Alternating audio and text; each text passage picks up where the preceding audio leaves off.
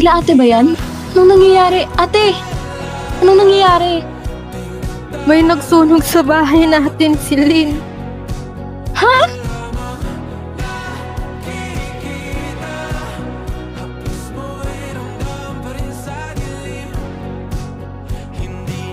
Well, well, well. Look who's here.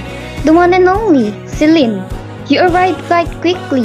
Would you like to rest first? Habang papunta ako dito, iniisip ko kung paano ko po ba kayo lalabanan at aaminin ko po sa inyo. Sobrang talino ninyo at wala akong pag-asang manalo sa inyo. So may nakahanda ka ng sagot?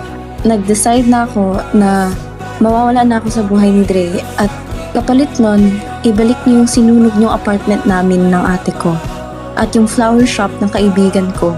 Mukhang madali mo nang maintindihan ang lahat ngayon, Celine. Celine,